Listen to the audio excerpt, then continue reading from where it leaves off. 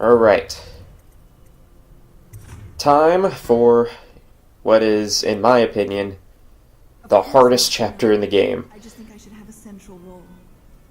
She trusts me. The last few chapters in this game are pretty tough, but in my opinion, this one is far and away the hardest, especially on High Chaos. We're starting to get to the point where Chaos is really starting to have an effect on the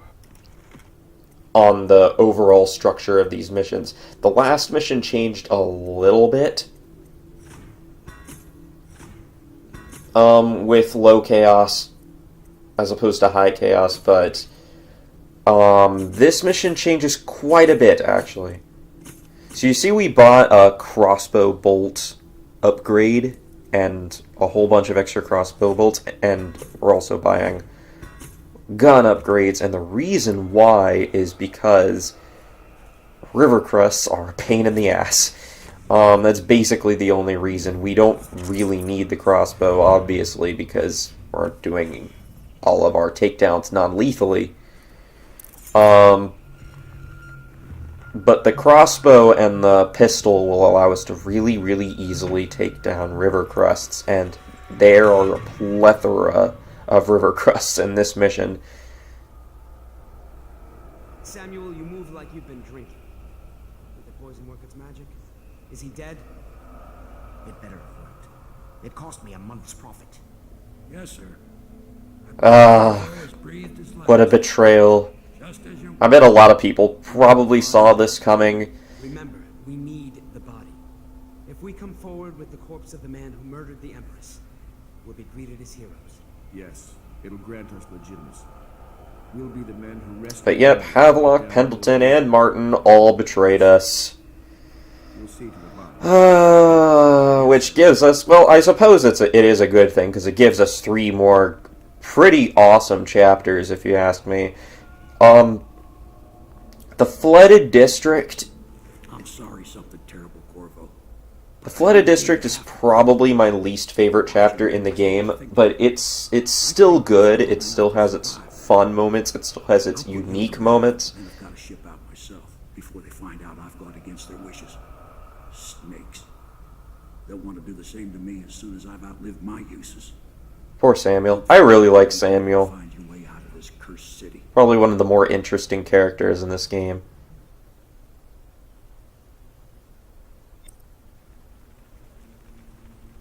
Alright, so we wake up and here we are.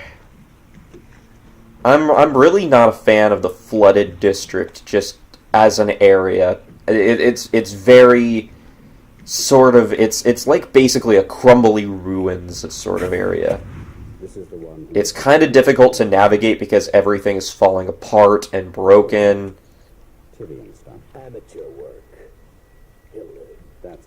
And these guys, these assassins, are the reasons why this level's, well, part of the reason why this level is so difficult.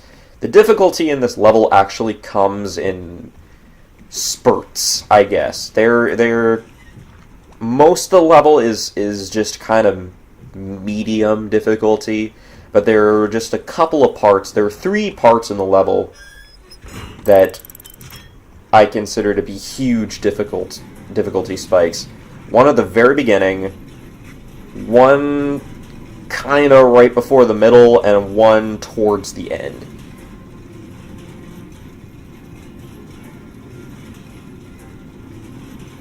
And then the rest of the mission is difficult, but not especially difficult to compared to what we've been dealing with. So those with keen intuition might recognize this guy as the assassin from the very beginning of the game who stabbed the Empress. A gift from your friend. The one who talks to you in the dark. Talks to you when you visit his shrines. I visited those shrines too. And I know what it felt like to shove a blade into your Empress. Yeah, I actually kind of like Dowd too. I think he's an interesting character. And who you fight for. They're a mystery. And I can't allow that. And for those of you who don't know, we're actually going to be seeing a lot more of Dowd in the future because he's actually the main playable character in the 2 DLCs for this game.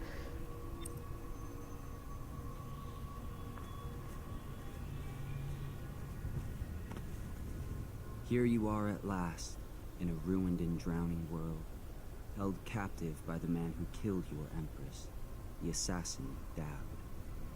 Your friends poisoned you and we get another long monologue from the themselves, outsider. so no one would ever know what they'd done? Or was it because they were a single move away from controlling an empire, and they knew you'd never let them manipulate Emily? Yeah, buddy, we didn't really need to hear this. We kind of realize what happened at this point. Alright, so now the mission begins, and right off the bat we're thrust into the first of the 3 difficulty spikes. I don't know why this particular section is so difficult, considering it's the very beginning of the level, but it really is. Well, obviously, escaping from your cell is absolutely no worry at all. There's actually 2 ways to do it. You can either pick up these bricks and just throw them at the cover like I'm doing now, and it'll eventually break through. Or you can possess that rat that just got squished and crawl through the little vent at the bottom, and you'll climb your way out. I don't like doing it the rat way, just because even if you do possess the rat, you still have to come up through the stairs, and you have less mana to do it with. So this is the difficult part of this, the first difficult part of this level right here. These 2 assassins, their movement can be kinda tricky to sneak by with. Where you want to go is that windowsill that first assassin is on the right is heading to right now. But getting there without being seen is very difficult. If you time this just right, you can sneak behind this second assassin, choke him out, and get down to the bottom of the stairs just before the first assassin turns around again.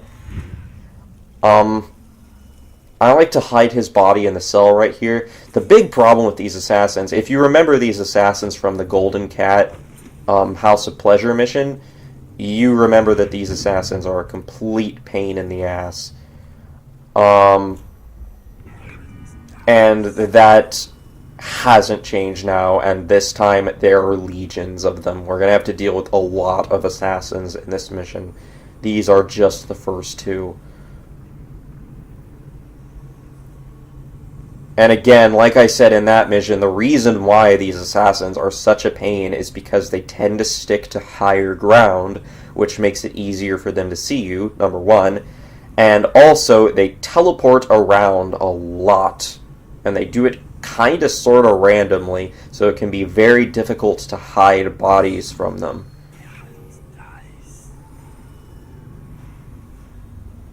And it takes this guy forever to finally go back to where he was. Now, sadly, he does notice me here.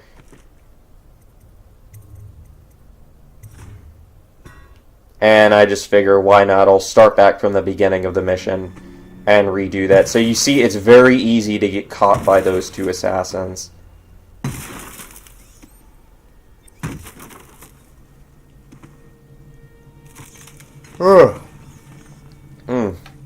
Sorry if I'm pausing a lot. I literally just woke up, so...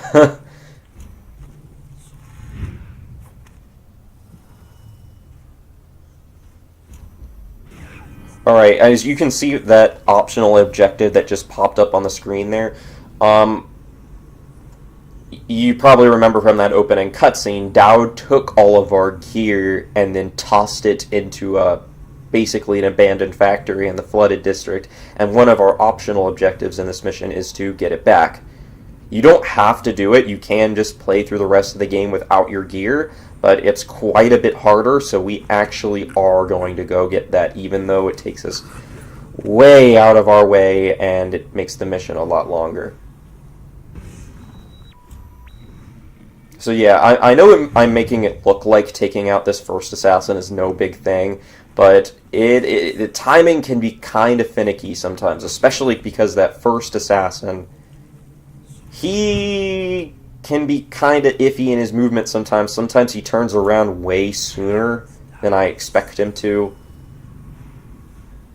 Alright, and as you're going to see, I was a bit too greedy last time. I went to the staircase a bit too early, so I'm really going to give this guy a chance to go as far to the balcony as possible before I start to follow him. You really got to be careful around these assassins. They will see you very, very easily, especially compared to the stupid Night Watch.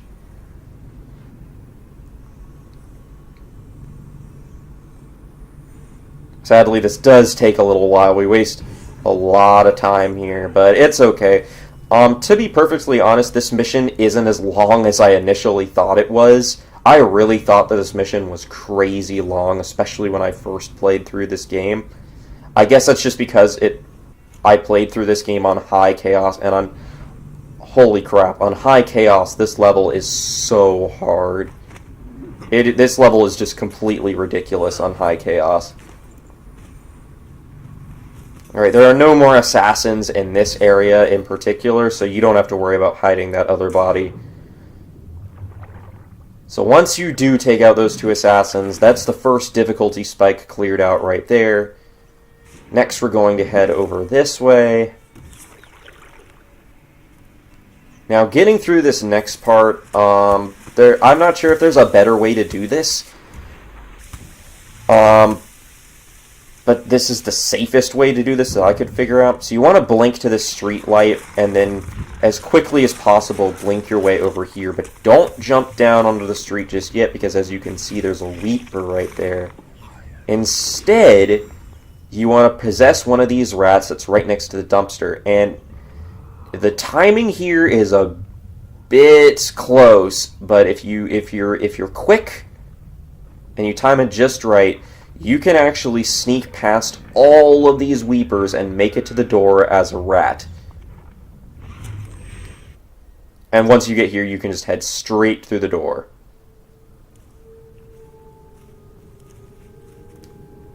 We have a bit of lag right there, I guess just because the game didn't expect me to immediately head through the door after transforming back from a rat. Anyway, so we're in the factory area where our gear is located, and once you get past that wall, that first wall, you're completely safe from Weepers. At least on low chaos you are. So you gotta fill up this whale oil tank in order to power the stairs that will get you up to where your gear is.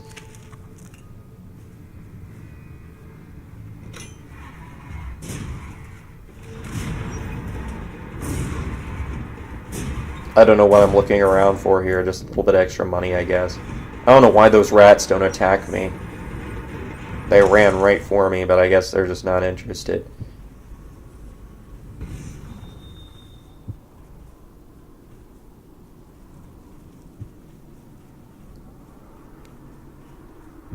Anyway, up here there's a really easy bone charm to get, so I just go ahead and get it.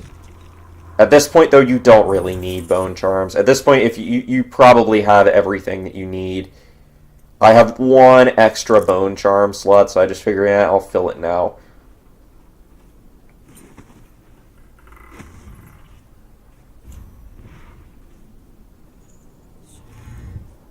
And it's pretty easy to get to the top of the factory at this point.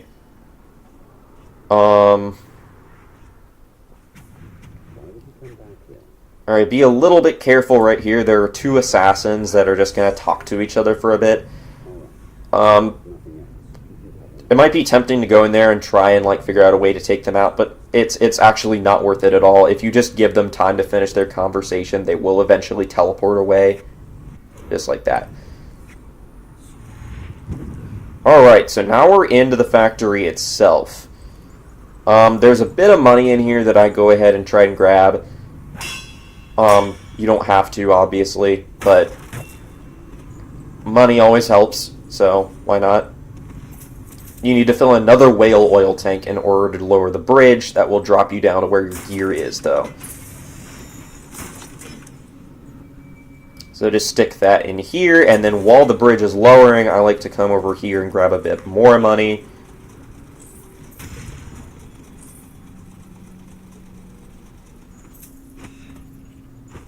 Pardon my stupidity as I bang my head against that grating. Alright, so now that we have all of that, let's descend down into the factory and get our gear. And it's actually quite a bit easier than I thought it was. On high chaos, this is a pain in the ass. This factory is overflowing with weepers, especially at the bottom where your gear is. But right now, you'll see at the bottom there is only one reaper down there.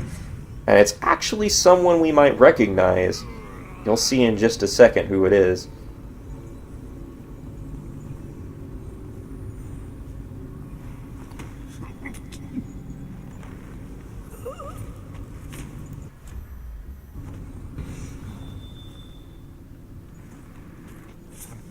You recognize this guy? It's really hard to see in the fog. I'm actually going to move him just a moment so that you can see who it is. It's kind of hard to see in the dark, but does he look familiar? That's actually High Overseer Campbell, the guy that we took out in the very first mission, well, the second main mission after the tutorial mission. He had an entire chapter named after him. I guess after we branded him a heretic, he was exiled from the city and became a weeper, so that's kind of a crummy fate, if you ask me. I suppose it's better than killing him.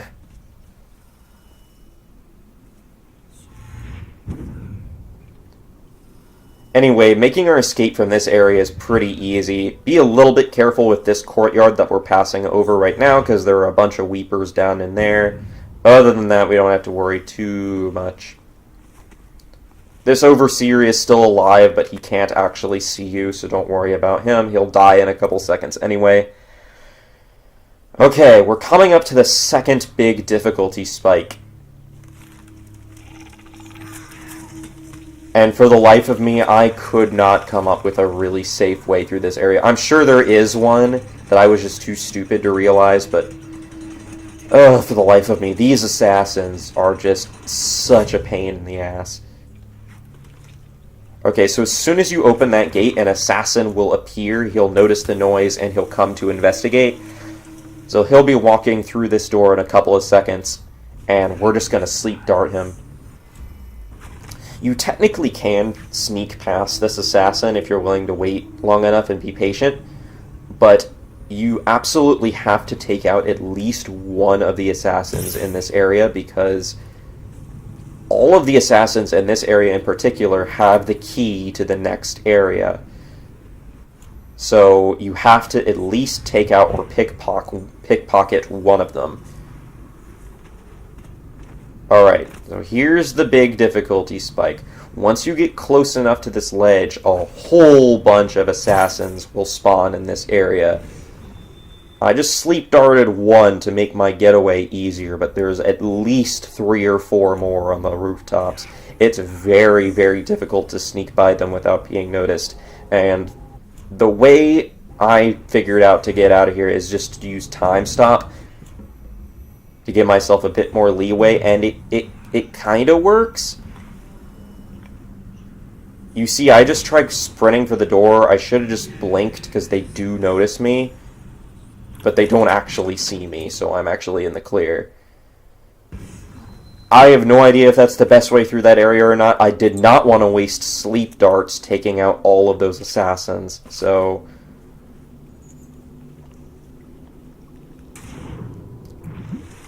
alright. So this area is also kind of difficult, but in my opinion not as difficult as the last area, which is weird because this is the actual assassin stronghold right here, this building that we're coming up to. Don't be too hasty to blink up to this balcony right here, because there is an assassin that patrols along this bridge. So I'd use dark vision to check and make sure he's not there.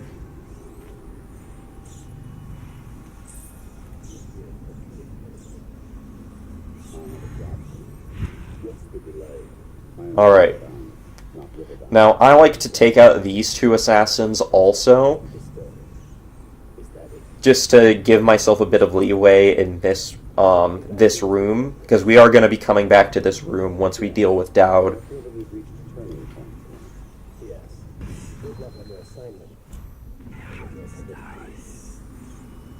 It's pretty easy to take out these two assassins, actually.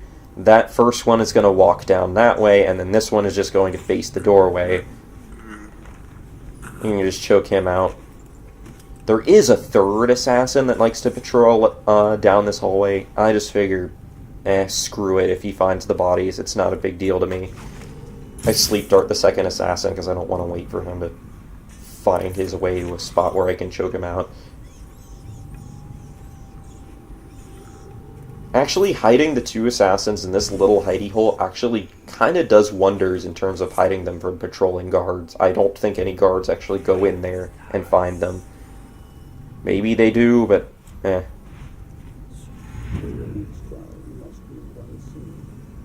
I don't know how I messed up that blink.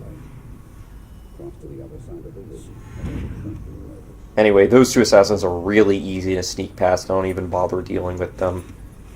And then this assassin in this room right here is really easy to just dart. There aren't any other assassins patrolling up here, so yeah, I just take him out.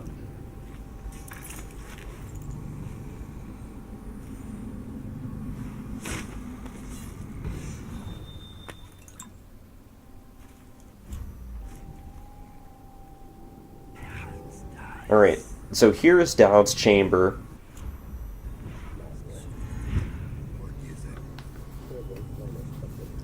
It's kind of tricky to get close to Dowd because he does have an assassin that's basically just next to him at all times.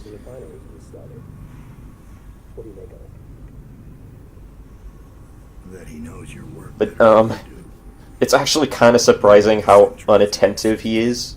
I mean, for a master assassin, you'd expect him to notice me just right now, even, or especially when I go to get him.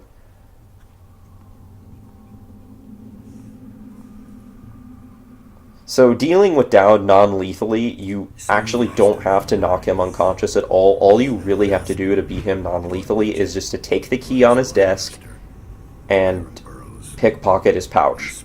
If you do that, you beat him non-lethally, and then you can just escape.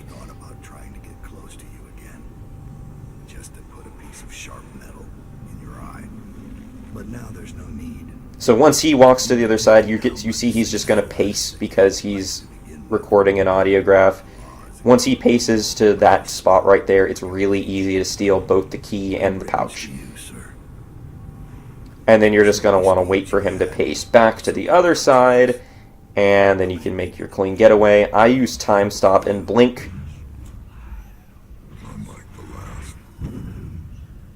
And there we go. We are away. So now that we have that, we're going to make our getaway. It's kind of tricky to do this next part because there are a whole bunch of assassins in this abandoned building right here.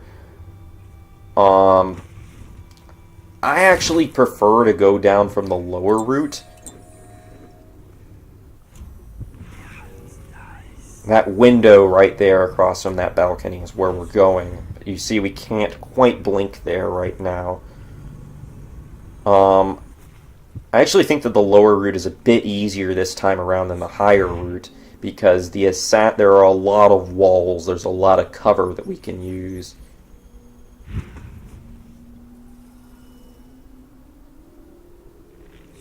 And you see the coast is clear. There is an assassin that comes right up to the edge of that balcony, so you do have to be a little careful there. Now that we have Dowd's key, we can open up all of these chests and stuff. There are a few sleep darts in here, which is really helpful, because we just used a bunch of them to take out some of those assassins. And there's also a bunch of money, which is great.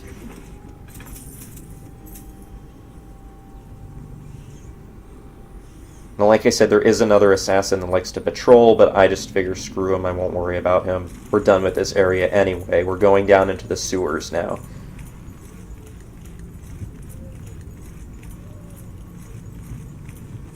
If you want extra powers, there's another rune right here for you. And with Dowd's key, we can make our escape to the sewers.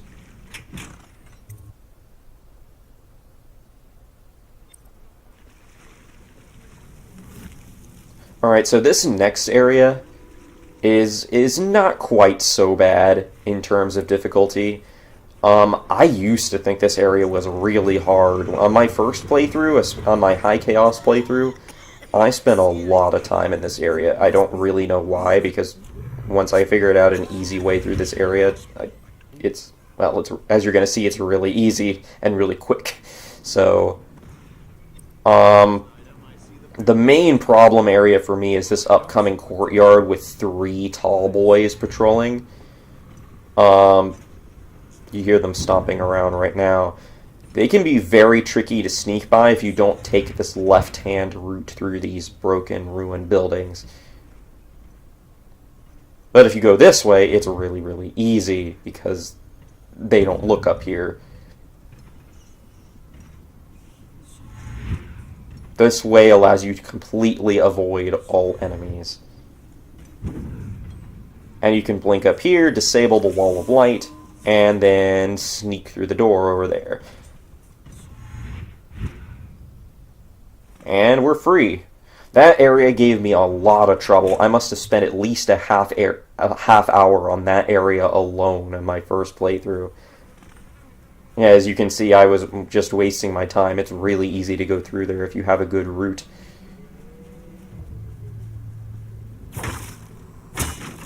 Alright, you want to come over here to the sewers fairly quickly.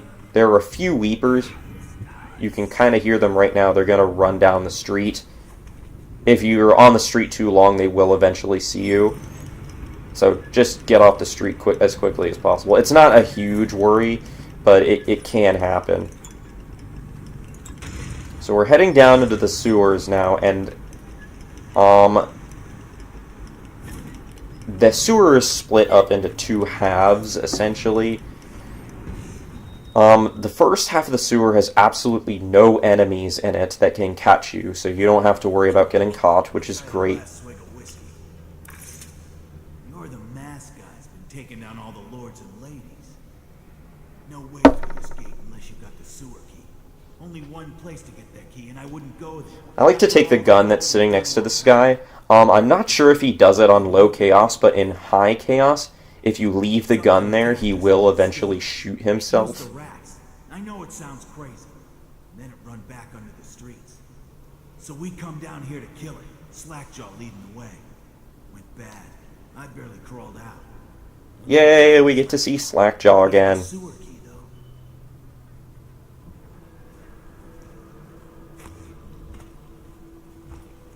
If you remember from the House of Pleasure mission, I really like Slackjaw.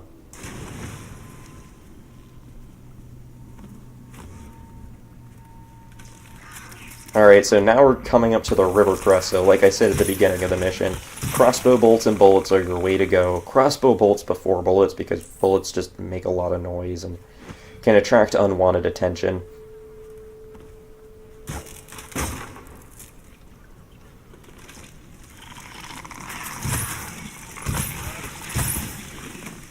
The river crest can deal a lot of damage if you leave them alive, so I do like to kill them. You don't have to, you absolutely don't have to, but I like to, especially because you do get money for killing them a lot of the time. Now, navigating your way through the water was a bit of a pain my first playthrough of the game, but once you know the way, you can do it every single time.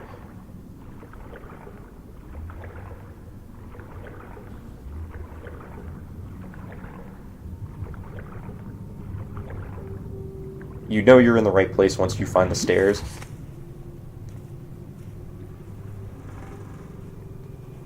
And we're coming up to a part that stumped me for quite a while. It's the Granny Rags encounter, and Granny Rags is basically the closest thing that this game has to a real boss battle. I mean, I don't really consider her a boss battle in that sense anyway, but she's the closest thing this game has to a boss battle, so...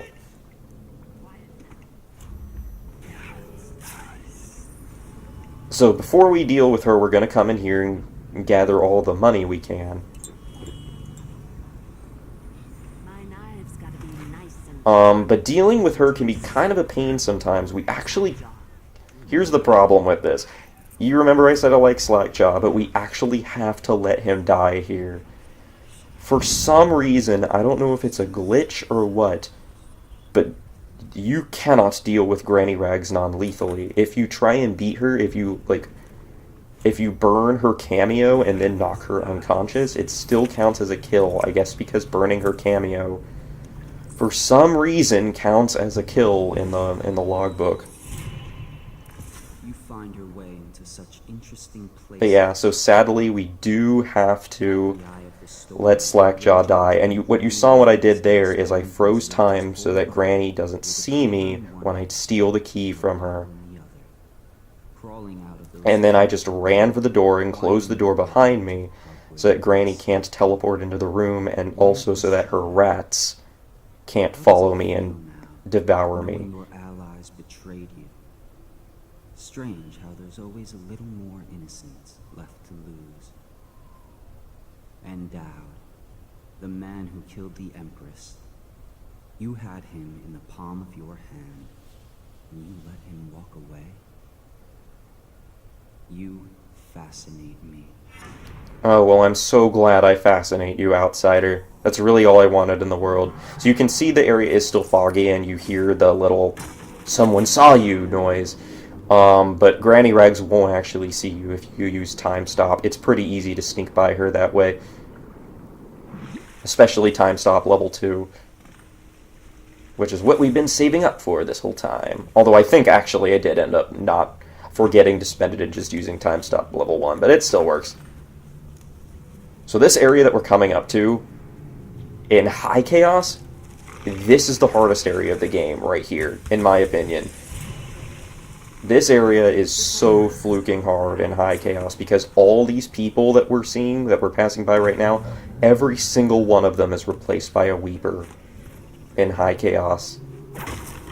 Every single one. So, yeah, what you saw me just run through there, imagine that, but filled with Weepers, so you can't just sneak through. I almost died there. You see, these River Crusts can actually do a lot of damage if you're not paying attention, so...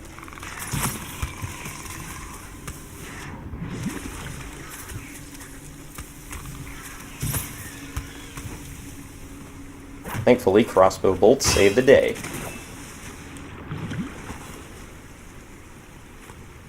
So yeah, on High Chaos, that area is a complete pain. Thankfully, on Low Chaos, they're all still people and they can't catch you. So, thank goodness we're playing this on Low Chaos, right?